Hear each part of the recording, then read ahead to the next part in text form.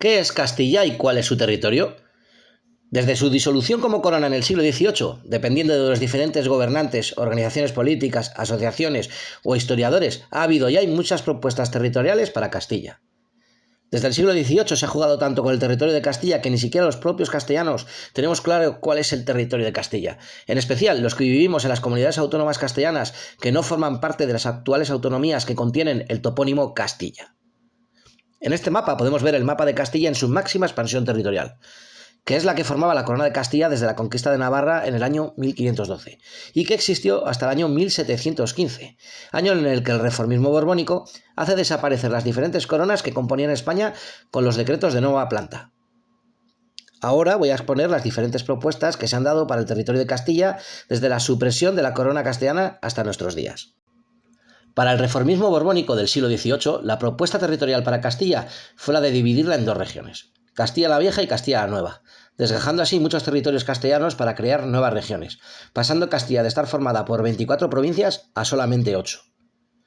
Para el liberalismo del siglo XIX, tras la Primera Guerra Carlista, Castilla sigue estando dividida en las dos regiones de Castilla la Vieja y la Nueva, pero se modifican los territorios de sus provincias, creándose además nuevas provincias como las provincias de Santander y Logroño, desgajando de la región leonesa a Valladolid y Palencia para unirlas a Castilla la Vieja, y los territorios castellanos de Béjar, Plasencia, Trujillo, Medellín, el suroeste de Toledo, Requena, las dos Peñamelleras y Ribadedeva dejan de ser castellanas para pasar Béjar a la actual provincia de Salamanca, en la histórica región leonesa.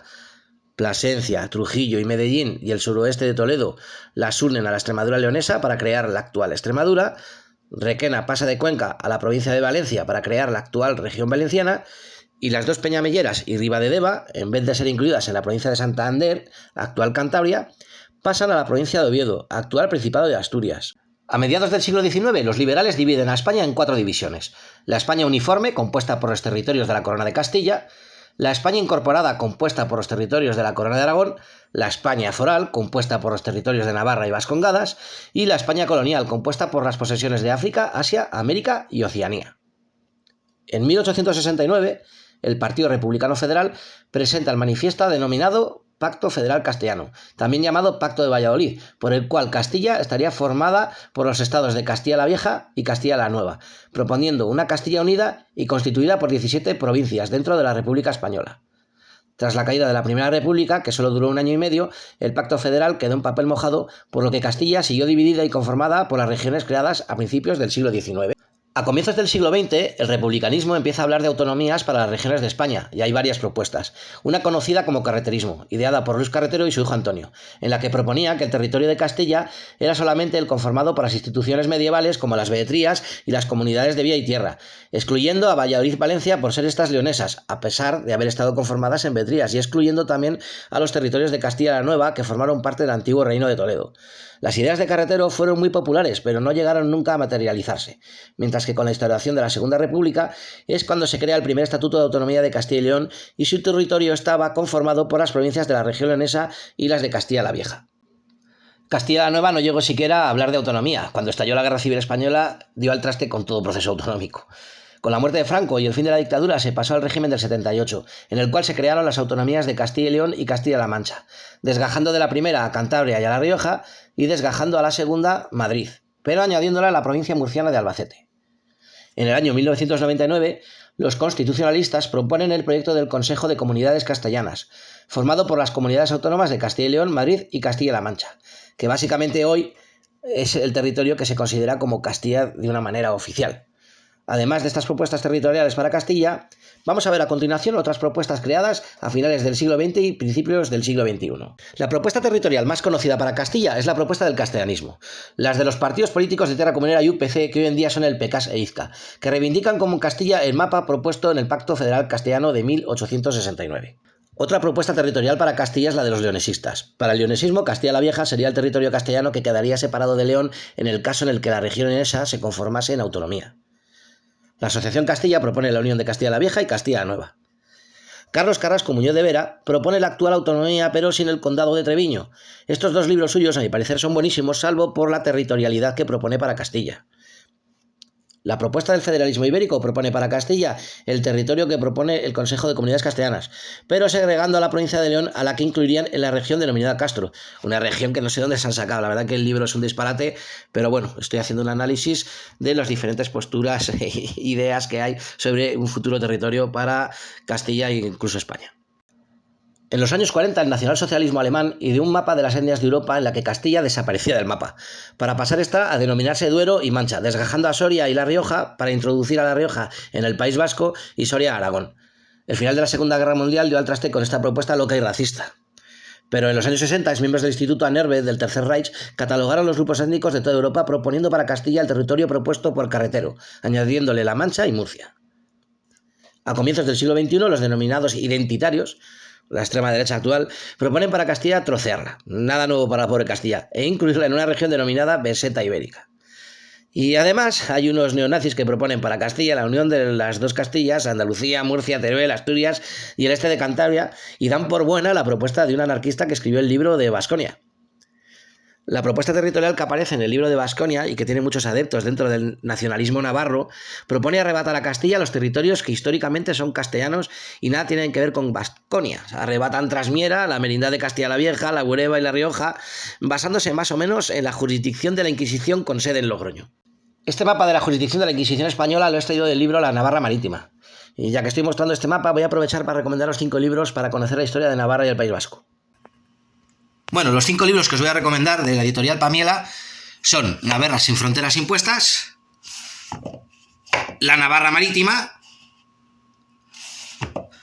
Navarra Estado Europeo, uno de los más grandes que tengo de ella es Navarra 1512-1530, conquista, ocupación y sometimiento militar, civil y eclesiástico. Habla de cómo es la conquista del Reino de Navarra y además tiene un apartado especial, bueno, especial para mí que soy castellanista, sobre la Revolución Comunera, que explica cómo se vivió en Navarra la Revolución Comunera y cuál fue el motivo por el que este reino participó defendiendo el bando imperial. Bueno, y para terminar, el 5.º libro de esta editorial que quiero recomendaros es el de Historia de Navarra, el Estado Vasco. Que estos 5 libros me parece que son muy objetivos y merece muchísimo la pena leerlos. La interpretación de lo que es Castilla, que tiene el escritor David Basber, el cual identifica como Castilla todo el territorio de la corona castellana, a excepción de todas las provincias que se sitúan en la cordillera cantábrica, basándose erróneamente en que las provincias del norte, debido a sus características geográficas, provocaron que el desarrollo de sus instituciones siguieran un camino diferente. Teniendo en cuenta en que su libro se basa en el estudio sobre la propiedad del suelo en Castilla y sobre los terrenos comunales, me parece un completo error no haber incluido a toda la zona cantábrica de la corona, puesto que el comunal en estos territorios tuvo la misma impronta, incluso mayor, que en el resto de los territorios sujetos a este estudio. Es que basta ya de hacer diferencias simplemente por el paisaje. Es que es ridículo, y para muestra estas fotos obtenidas de Google. O sea, realmente me parece un argumento completamente infantil. Creo que además, vamos, creo no, lo sé, está perpetrado por el regionalismo cántabro. O sea, en fin. Es tan ridículo como decir que Huesca no es Aragón por ser una provincia diferente geográficamente a Zaragoza o a Teruel, ¿no? Es una idea peregrina. No obstante, recomiendo la lectura de sus 2 trabajos sobre el comunal en Castilla.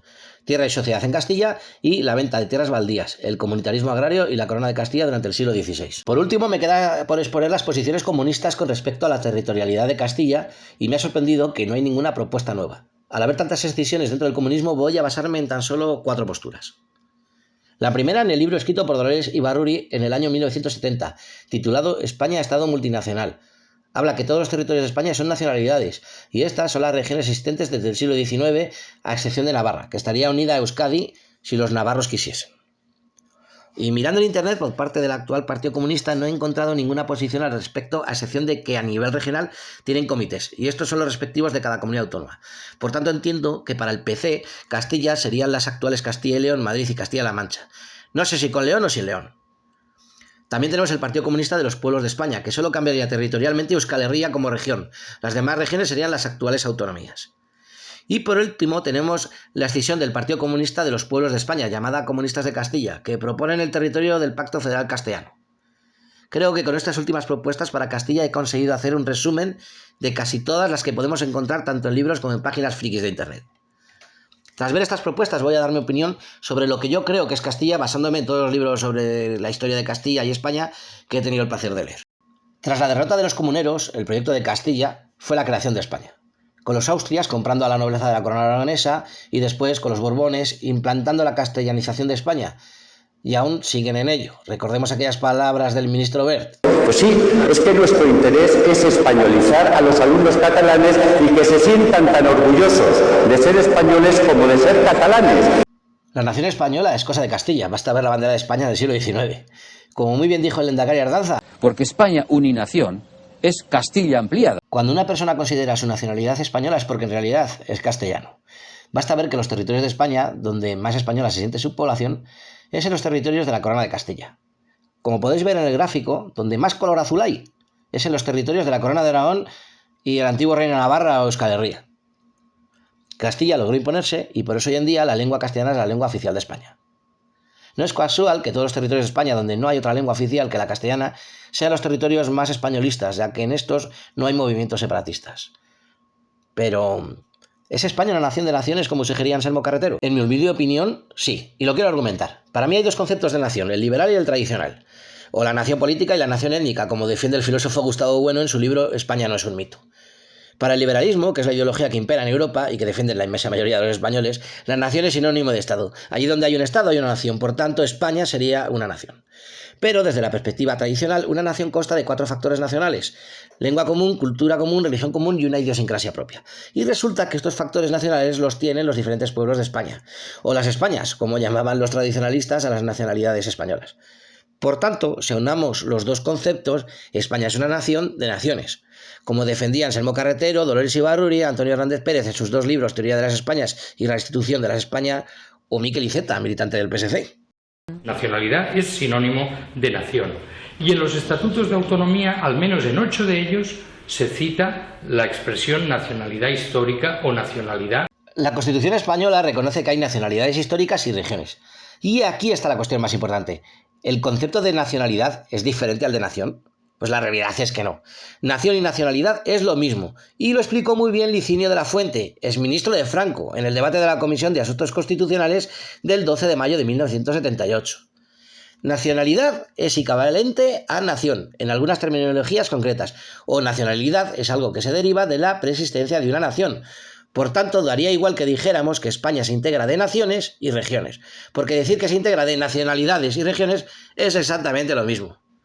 Es muy importante lo que decía Licinio, y es que nación y nacionalidad son sinónimos y por tanto, si hay nacionalidades en España, España sería, o mejor dicho, es una nación de naciones.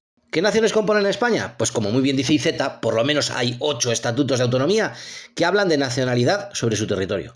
Estos son Cataluña, Aragón, Valencia, Islas Baleares, Andalucía, Galicia, Canarias y Euskadi, que Navarra como comunidad foral, pero que según la transitoria cuarta de la Constitución española puede unirse al País Vasco. Así que también Navarra sería la nacionalidad histórica. En vez de llamarse Euskadi, País Vasco o Euskal Herria, lo lógico es que se llamase Navarra, conformada por 4 provincias: Vizcaya, Guipúzcoa, Álava y Navarra. Y estas serían las nacionalidades o naciones que componen España, junto a los territorios que quedarían en blanco, que no se consideran nacionalidades históricas. Como muy bien dijo Julián Marías, Castilla se hizo España. Por eso los castellanos no sienten como nacionalidad histórica Castilla, porque su nación, su nacionalidad es la española. Claudio Sánchez Albornoz también dijo: Castilla hizo a España y España deshizo a Castilla. Y en eso estamos, con una Castilla deshecha completamente y dividida en no sé cuántas comunidades autónomas. Creo sinceramente que estos historiadores están completamente acertados y que los territorios en blanco que consideran a España como a su nación es porque en realidad pertenecen a una nación desnacionalizada llamada Castilla y que tiene el mismo derecho a existir que el resto. Y por tanto tiene que ser reconocida como tal. Para mí Castilla es todo el territorio que formó la corona castellana y que en sus estatutos de autonomía no se consideran nacionalidades.